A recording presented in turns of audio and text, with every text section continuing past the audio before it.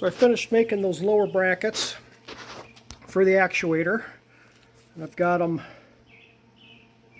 temporarily welded in. My center line of my holes for my pivots, as you can see, there's a little shim under that one. I was a little bit off, and these parts weren't free floating in there very nice, so I was afraid I was going to have problems with the center lines lining up. So I put that shim under there, and I'll just weld that whole thing solid and it'll be good to go. But right now these are all free floating in here. Once I get a longer shoulder bolt, which I need, I'll be able to put the actuator in between these two pieces, but my shoulder bolt is too short because I've got what I got, and it's just long enough for me to get those bushings in place so I can get everything sort of lined up, but I can't actually do any full installations. I also started doing some heavier welding on these pieces here to get them start getting them kind of solidified in there. I'm not going crazy welding things up yet, but I'm going to start doing that as I start finalizing these fits with the bushings and stuff. I'll be able to start welding stuff up a little more solid. So far it's looking pretty good. Hi guys. Well, I've got my grapple temporarily under power here, so I've got my actuator tied in at the bottom. I've got the upper connection point. I don't even have that tacked in yet, but I've got everything kind of hooked up just to see how things work. And I have found a problem, unfortunately, with my setup. Everything cycles the way it should, mostly. And that's only because it's not welded in. But the problem that I have is, so I was saying now that I got it set back up again, the problem that I have is I didn't calculate my throw correctly for the closure. So I've got a 4-inch stroke, and the 3D file that I got from the company that makes this actuator unfortunately did not reflect reality. It was more of a graphical placeholder than it was an engineering model, and the holes that they have between this point and the one down at the bottom was not accurately reflected in the 3D file, and I guess that's partially my fault for not verifying that it was, but what I have designed in my 3D files do not reflect reality. So what I have to do to make this thing work, I can do a couple of different things. I can change this bracket and change the way it throws, or I can go through and, of course, I welded these things up solid like a ding-a-ling. Or I can take these brackets and raise them up about 1.25 inches, and that will allow this actuator to function the way it was originally designed, and will allow the upper jaw to close almost all the way into the throat of the grapple down in here.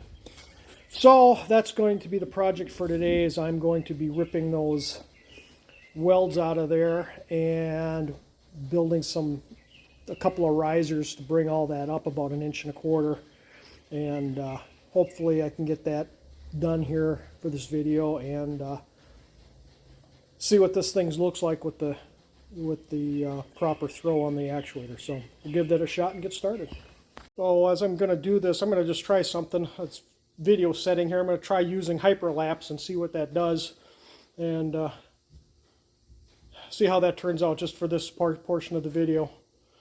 Expanding my horizons on how to do this kind of stuff, this video stuff.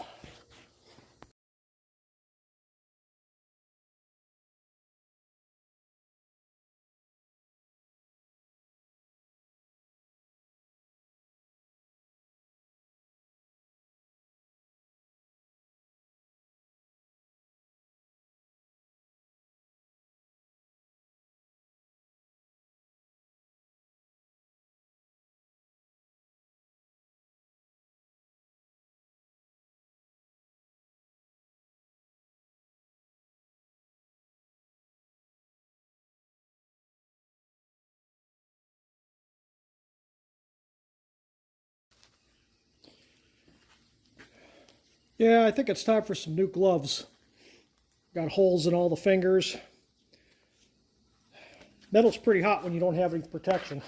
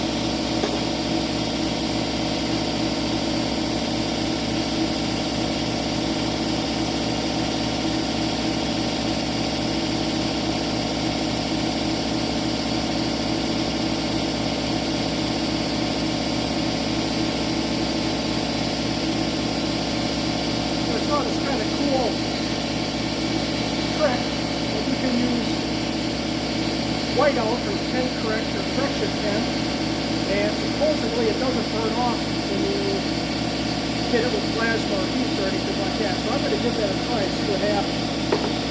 I'll see if I can use it and burn a line there.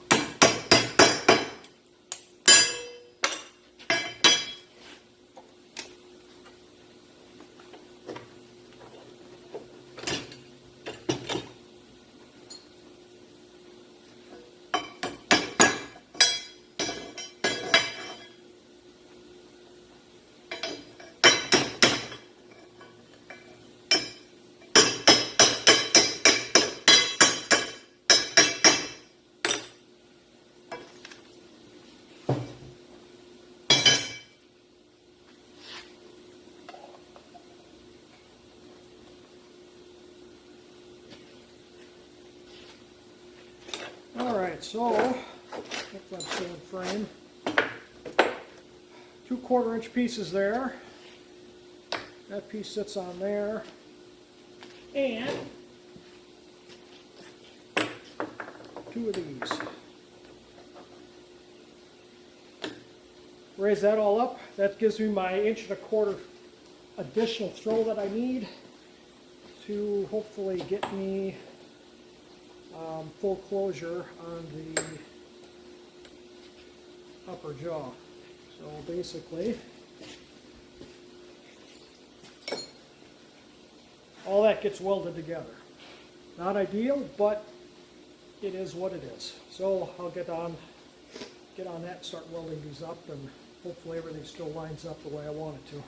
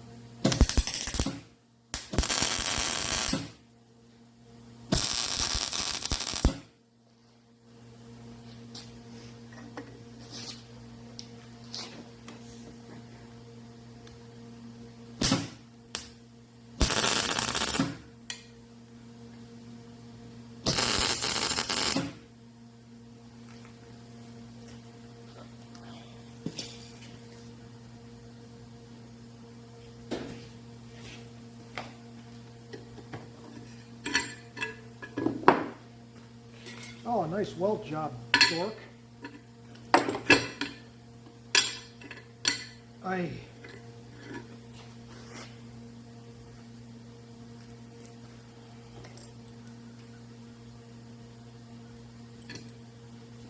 think I'm not making aircraft carriers.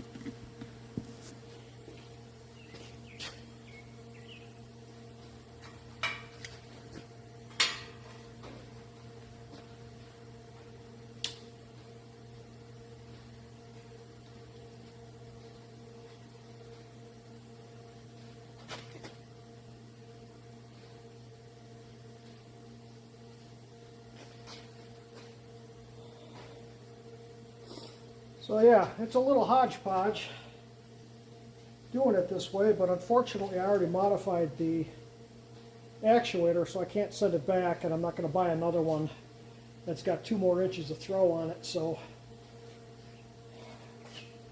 this will do for now, I guess. I'll just give this a quick tack in there and see what I get.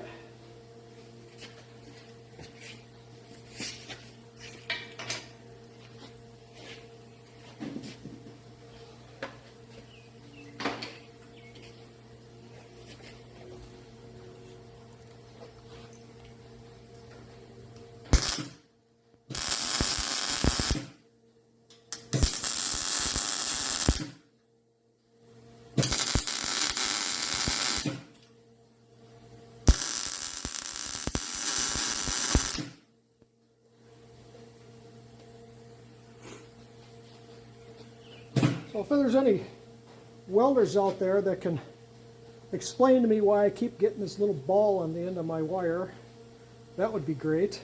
leave a note in the comments. I've played with wire speed and current and all that other stuff, and no matter what I change, I always have that little ball on the end of the wire when I'm done welding. And I can't figure that out.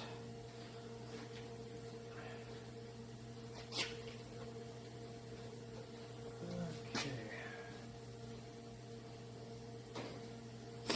Now before I weld these pieces onto my standoffs, I want to hook up the actuator top and bottom to make sure everything's going this way, running parallel with the spine so that I don't have something cocked or cattywampus. So let's get that hooked up. Grounds or trip and kill myself. Let's see.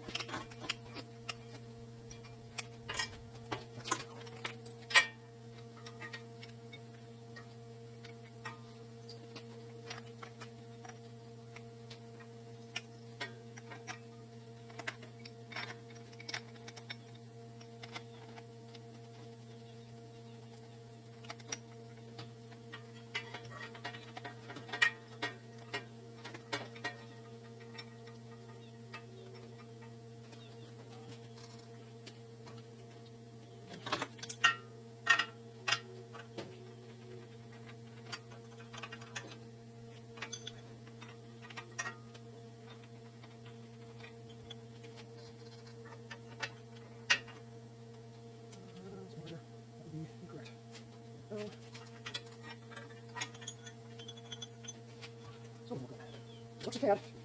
What you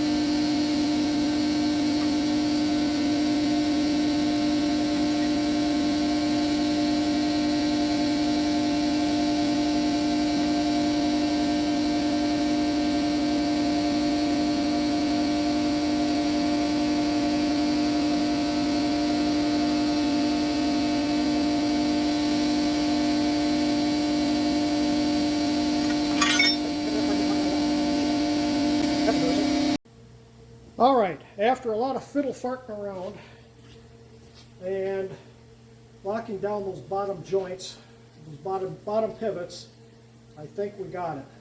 So I press down and go to there. And I can go a little bit more open, but I'm not gonna because these aren't welded in there and it all just falls apart anyway. And if I go up, I get my full stroke that I'm looking for. So it looks like my hack job fix is going to do what I want. And I can weld those pieces in there, and we're one more step closer to being completed with this project.